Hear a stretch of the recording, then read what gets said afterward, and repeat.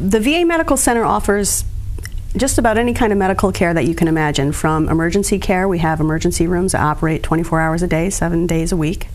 We also have primary care or routine care. If someone just needs a general flu shot or a medical checkup, we offer that. We offer specialty care services to include things like allergy clinic, pain clinic, dermatology. So a lot of folks don't realize that, in addition to some of the other services that folks might be more familiar with, to include services for our geriatric populations, inpatient hospitalization. Well, Operation Enduring Freedom that you're responsible for, that deals with our veterans who have come home from Iraq? Enduring Freedom and Iraqi Freedom and New Dawn. So this is a group of conflicts, really. So most folks think of Enduring Freedom as veterans coming back from Afghanistan, Iraqi Freedom and New Dawn as veterans coming back from Iraq. The conflicts actually include a lot of other areas that folks in the general population and even our veterans don't realize. So that could extend to Gulf waters, folks who have served in the Navy, to places such as Turkey and Djibouti. So some folks don't realize that, but these are the conflicts combined are really the longest conflicts since the Vietnam era. And so we often hear about the troops that are returning home from Iraq and Afghanistan. That's most often what we hear about. What are some of the problems that the women and men of our armed forces are encountering as they make that transition from military life to civilian life? Well, there are the things that folks hear about: the post-traumatic stress, the chronic pain, health complaints, unexplained health complaints and symptoms. Sometimes people are hearing about Gulf War illness, things like that. And there are also some larger social issues: unemployment, struggling going back to college.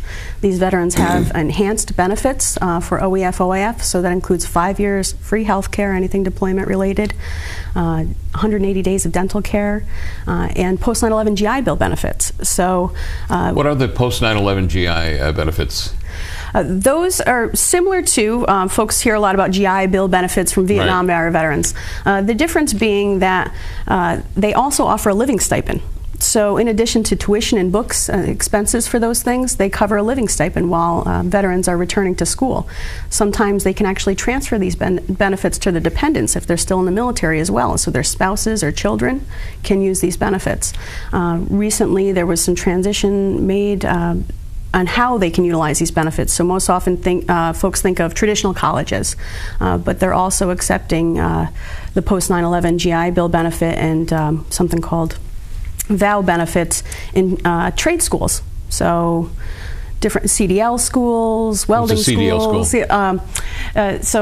driver school, so a driver training school, things like that. So different schools than folks would think of as the traditional college atmosphere. Are your veterans who are getting out of the service, or ones who have been out of the service for a while, are they really truly aware of the benefits offered by the Veterans Administration? Yes and no. We do a lot of outreach and education. So since the conflict started in 2001, 2.4 million veterans have been engaged and served, or I should say service members. Only about half of those folks have actually been discharged, and an even smaller portion, a little bit over 800,000, have established care at the VA. So that gives you an idea of the expansive numbers of folks who are eligible for these benefits versus the small group that are actually coming in to use the VA healthcare services, I should say. So we do a lot of outreach with the military folks to educate them before they mobilize. We go out on pre-mob briefings, they call them, to meet with the units, and we also do mid-tour family briefings to educate the families about the new services we're offering at the VA for family members. And then when they come back, they have different events for that. So all military members coming back have a post-deployment health reassessment that they're required to do through the military, and we support those events with the VA.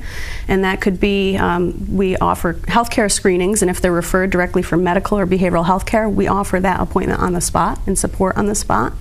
We also are involved a lot with Guard and Reserve units coming back and what they call yellow ribbon events. And so when they come back, they're put on orders. They have 30, 60, and 90-day events when they return. And the veteran and their family members are paid to go on a drill weekend and stay in a hotel and learn about services in the community and with the VA, and we support those events as well. It seems to me that in areas like where we live, where you have a VA hospital, or in areas around the country that have military posts, that you have people right there that can address those problems. But there are loads of parts of the United States of America that don't have military posts and they don't have VA hospitals. Where do those people go? Well, you bring up a good point, and something that we're familiar with in upstate New York, in that we have primarily Guard and reservists in our area. And so folks are coming back and they're not connected with a major military base per se. And so we offer community-based outpatient clinics. We also are doing some neat things like telemedicine, where our outpatient clinics are offering specialty services like PTSD, substance abuse, even our pain clinic via the television, so they can come in to their local community outpatient clinic and be linked up with specialty care services without having to travel all the way to the local hospitals. But you bring up a good point in that it is a challenge, I think, particularly not just all veterans, but with the Guard and reservists, you have some folks who are coming back into civilian life who don't have the supports that maybe some of the active duty folks do have. They're not on base with the families and things like that. Okay, let's pretend Fresno doesn't have anything like that, and someone is discharged from an area and all of a sudden they're back home in Fresno. Where would they go to, like a military reserve recruiting center, to find out where you can get this help from the military or from the VA? Where do they go? Well, they can go online. They can use their local vet service officer. We have benefits counselors all over the country. So there is someone in every community in the country. Okay. Correct. There are county and state vet service officers. There are also benefits counselors that work directly for our VBA. VA is a large entity, so some folks don't realize we have, three main parts: the hospital, the benefits, and cemetery administrations. And so the OEF OIF program is a conduit and kind of a gateway to those services. So the program manager's information is on the website. There's a returning veterans website. If you go to va.gov, you'll find that. You can actually look up your zip code or your area where you reside or where your family member resides and look up the location for the closest services. We also have hotlines, a lot of national hotlines where they can call in. It's 24 hours a day, 7 days a week. We have a crisis hotline. And it's live? It's live. It's trained professionals. And so this is not different from, military crisis hotline, VA crisis hotline are actually the same numbers, 1-800-273-TALK. And if a veteran or a family member were to call in, it could be something as risky as potential suicidal thoughts, or something as generic as, I'm concerned about my spouse or my son. And they'll actually talk to a trained professional, and if needed, not only will they get them into our system, but they can send out help. And we've actually done, I think the number is, 26,000 rescues since its inception in 2007. That is a great service. I was not aware of that line existing. And also what is very nice is the fact that there is a live individual. You're not getting voicemail. Absolutely not. Absolutely not. And so it's something that the VA is taking very seriously. And these people are obviously, before they are given the responsibility of answering that line, they're obviously trained, right?